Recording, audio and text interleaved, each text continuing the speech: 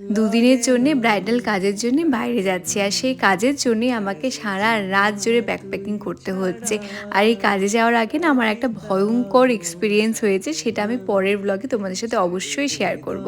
4:15 বাজে, দেখতেই পাচ্ছ জাস্ট আমার প্যাকিং শেষ হলো। এখানে সমস্ত মেকআপ, হেয়ারের সমস্ত কিছু নিয়ে নিয়েছি, এবং যেহেতু আমি আর মা যাচ্ছি, দুদিন ওখানে থাকতে হবে, তো আমাদের ড্রেস নিয়ে নিয়েছি, তার সাথে আরও নেসেসারি যেগুলো দরকার সেগুলোও নিয়েছি, লাইটও নিয়েছি। আর সারা রাত ধরে প্যাকিং করার পরে ঘরের অবস্থা বুঝতেই পারছো কি হয়েছে। যেহেতু সারা রাত ধরে ব্যাকপ্যাকিং করেছি, তাই একদমই ঘুম হয়নি, আর আমাদের বেরোনোর কথা ছিল 5টার দিকে। তাই আমি টুক করে ফ্রেশ হয়ে রেডি হতে শুরু করি, আর রেডি হওয়ার সাথে সাথে আমি আমার অ্যাসিস্টদের ফোন করছিলাম, ওদের ঘুম থেকে তুলছিলাম, বলছিলাম তাড়াতাড়ি তৈরি হতে, এবং আমার ড্রাইভার দাদাকেও ফোন করেছিলাম টাইম মতো চলে আসার জন্যে, এবং আস্তে আস্তে একটু রেডিও হয়ে নিয়েছিলাম। আজকে একদম চোখের সামনে কালো আকাশটাকে পরিষ্কার হতে দেখলাম। আর আমার মাকে দেখো, যেহেতু দুদিন থাকবো না, তাই যত ভেজা কাপড় ছিল ঘরে সবগুলো সুন্দর করে শুকিয়ে দিচ্ছে। তারপর ড্রাইভার দাদাও চলে আসে, আমাদের টাইম হয়ে যায় বেরিয়ে যাওয়ার, তো আমরা টাইম ওয়েস্ট না করে বেরিয়ে যাই। ও বলাই তো হয়নি আমরা কোথায় যাচ্ছি, আমরা যাচ্ছি হচ্ছে লাটাগুড়িতে সিলভার রিসোর্টে।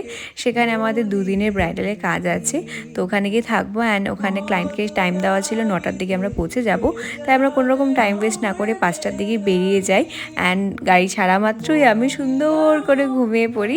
একদম টানা 2 থেকে 2.5 ঘন্টা আমি ঘুমিয়েছিলাম, যেন একটু আমি জান ফিরে পাই, একটু যেন আমাকে দেখে জ্যান্ত মনে হয়।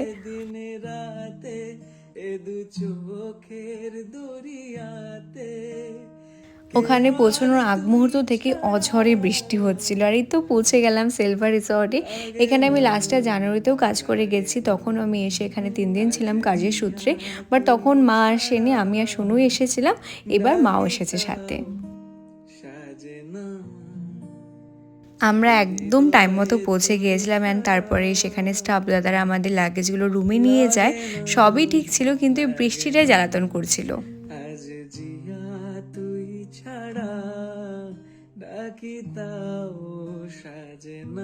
আমাদের রুম দিয়ে দেয়, অ্যান্ড সিলভার রিসোর্টের রুমগুলো বরাবরই প্রচণ্ড ক্লিন অ্যান্ড খুব সুন্দর হয়। শুধু রুমগুলোই নাই, সিলভার রিসোর্টের পুরো এরিয়াটাই ভীষণ সুন্দর। আমি লাস্ট ইয়ার যখন জানুয়ারিতে এসেছিলাম, তখন তো উইন্টার ছিল, বাট তখনও এখানের ভিউটা অনেক সুন্দর ছিল, পেছনে পাহাড়টা ভীষণ সুন্দরভাবে ভিজিবল থাকে। বাট আজকে তো এতটাই বৃষ্টি হচ্ছে যে বৃষ্টির জন্য পাহাড় কি দেখবো, চারিপাশটা একদম সাদা হয়েছিল।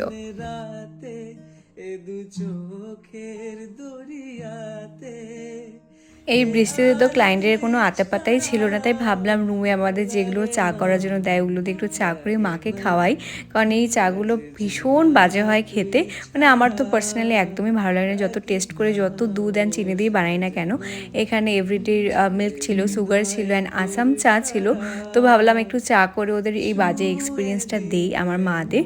তো আমি একটু চা করে নিলাম, 2 প্যাকেট চিনি দিয়েছিলাম, তবুও যেন খুব বাজে হয়েছিল। যাই হোক, এই চাটা নিয়ে এখন আমার মাকে দেবো, আর মা টেস্ট করে রিভিউ দেবে যে কেমন হয়েছে। আমার মা তো জাস্ট মুখে দেন, তারপরেই বলে খুব বাজে। রুমে যতগুলো মিল্ক অ্যান্ড সুগার ছিল সবগুলো আমি ওটাতে দিয়ে চাটাকে শেষ করি, অ্যান্ড বাইরে খুব বৃষ্টি হচ্ছিল, তো সেখানে দাঁড়িয়েছিলাম অনেকক্ষণ ধরে।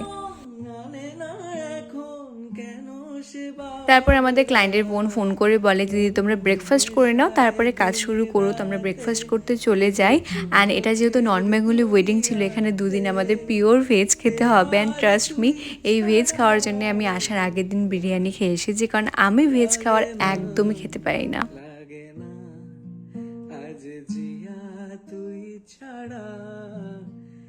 ব্রেকফাস্ট করতে করতে আমাদের রুমটাকে অন্য রুমে শিফট করা হয়, কারণ আগের রুমটা একটু ছোট ছিল, কাজ করতে অসুবিধা হতো। আর তার থেকেও বড় ব্যাপার, ব্রাইডের রুমের থেকে ওই রুমটা অনেকটাই দূরে ছিল, অন্য কটেজে ছিল। তো এবার আমাদের একদম একই ফ্লোরে ব্রাইডের অপোজিটের রুমেই রুম দেওয়া হয়। তখনও বাইরে অনেক বৃষ্টি হচ্ছিল, আর আমি বুঝতে পারি যে এদের ফাংশন শুরু হতে অনেক লেট আছে, তাই আমি আরেকটু ঘুমিয়ে নিই। 1 ঘন্টার মতো ঘুমিয়েছিলাম, অ্যান্ড উঠে দেখি মাও ঘুমাচ্ছে, বাট আমার তখন ভীষণ ফ্রেশ ফিল হচ্ছিল। যাই হোক, তারপরে ক্লায়েন্ট চলে আসে সাজতে, আর এই হচ্ছে পূজা দি, আমার ক্লায়েন্ট।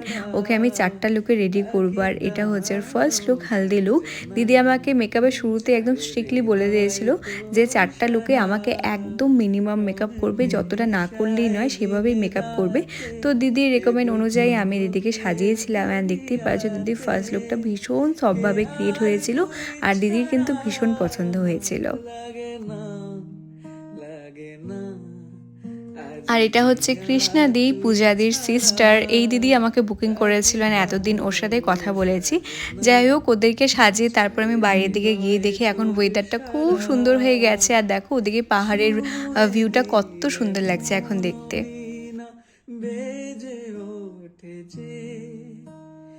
আমি যে ঘুমিয়েছিলাম তার মাঝে ব্রাইডের তরফ থেকে একটা হ্যাম্পার দিয়ে গিয়েছিল এবং তার সাথে একটা ইনভিটেশন কার্ডও ছিল যে কোন ফাংশন কখন স্টার্ট হবে সেটা অ্যাটেন্ড করার জন্যে। তো হ্যাম্পারে দেখছিলাম কী কী ছিল, কুরকুরে, চিপস, বাদাম, বিস্কুট, শনপাপড়ি, এরকমই অনেক ছোটো ছোটো জিনিস ছিল। তো সেগুলো দেখে তারপরে আমি ফ্রেশ হতে চলে যাই।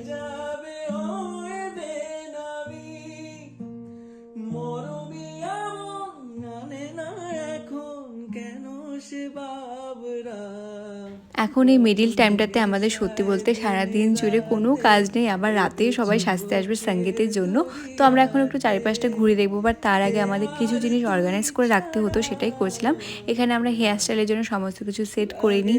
এখানে আমি পার্টি মেকআপের জন্য ওদেরকে প্রোডাক্ট বের করে সেট করে দিই এবং আলাদা সাইডে আমি ব্রাইডের মেকআপের জন্য সমস্ত কিছু সেট করে নিই।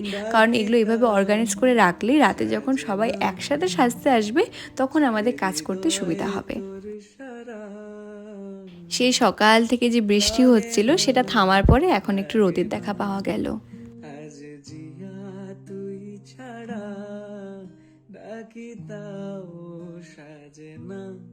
তারপরে লাঞ্চের সময় হয়ে যায়, আমরা লাঞ্চ করতে চলে যাই।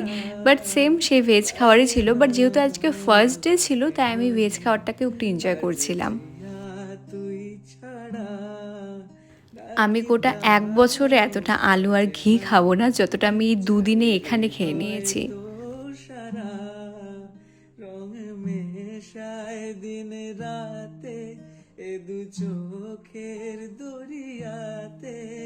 খাওয়া দাওয়া করে রুমে চলে আসি। অ্যান্ড প্রচণ্ড বোরিং একটা সময় কাটছিল, বাইরে বৃষ্টি হচ্ছিল বলে বাইরেও ঘুরতে পারছিলাম না।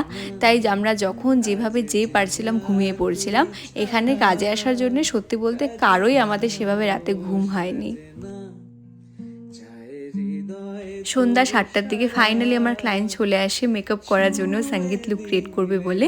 অ্যান্ড দেখো কত সুন্দর একটা ড্রেস পরে এসেছে। তারপরে আমরা জুয়েলারি ডিসাইড করছিলাম কোনটা পরানো হবে, অ্যান্ড তারপরেই মেকআপ করাতে বসে যাই। দিদি তো সকালে একদম সফট লুক ক্রিয়েট করেছিল, বাট আমার মনে হচ্ছিলো এত সুন্দর গাউনের সাথে রাতের বেলায় যদি কিছুই না করে কোনোভাবেই লুকটা ফুটে আসবে না। তারপর আমি দিদিকে একটু ফোর্স করি যে দিদি তুমি একটু মেকআপ করো আমার মন মর্জি মতো। অ্যান্ড দিদি এতটাই সুইট ছিল, দিদি বলে ঠিক আছে তুমি তোমার মতো করো। আর চারিপাশে দেখো আমার অ্যাসিস্টরা পার্টি মেকআপের কাজ করছে, হেয়ার স্টাইলের কাজ করছে। এই হেয়ারটা সম্পাদি করেছিল, খুব সুন্দর হেয়ারটা করেছিল। আর এদিকে আমার ব্রাইডের লুকও মোটামুটি কমপ্লিটের দিকে। হেয়ার স্টাইলটা আমি আমার মন মতোই করেছিলাম। অ্যান্ড দিদি ভীষণ সুইট ছিল, আবারও বলছি আমাকে কোনো কিছুই বলেনি যে না ঠিক আছে তুমি তোমার মতো করো।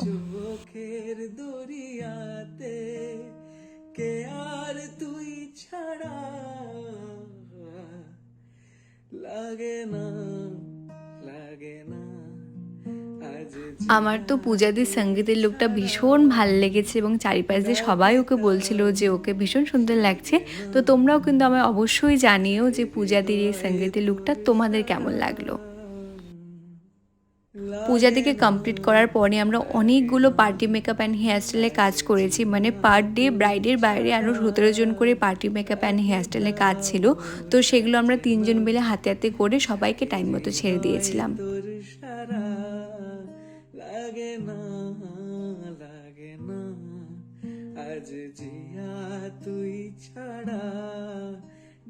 ওদের ফাংশনগুলো প্রত্যেকটাই অনেক লেটে স্টার্ট হয়, মানে লাস্ট মেকআপটা যখন আমি ছাড়ি তখন রাত 10টা বাজে। তো সবাইকে ছেড়ে তারপর নিজেরা একটু ফ্রেশ হয়ে নিচে চলে যায় সঙ্গীতের ওখানে। বাট সত্যি বলতে সারাদিন কাজের পরেই বন্ধ রুমটার মধ্যে এত আওয়াজ লাইটিংয়ের মাঝে সত্যি একদমই ভাল লাগছিল না।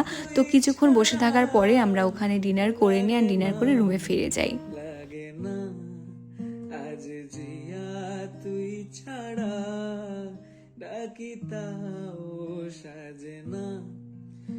ব্রাইডাল ক্লাসটা শেষ করি, মিডিলে আমি একটা দিন সময় পেয়েছিলাম, তারপরে আমি এখানে কাজে চলে আসি। তো এত কাজের মাঝে তোমাদেরকে সময় দেওয়া হচ্ছে না এবং তোমাদের সাথে ব্লগও শেয়ার করা হচ্ছে না। আশা রাখছি তোমরা আমার সিচুয়েশনটা বুঝবে। তো খাওয়া দাওয়া করে পান খেয়ে আমি রুমে চলে আসি। অ্যান্ড বাইরে তখন আবারও অনেক বৃষ্টি হচ্ছিল, তো বাইরে কিছুক্ষণ বসেছিলাম।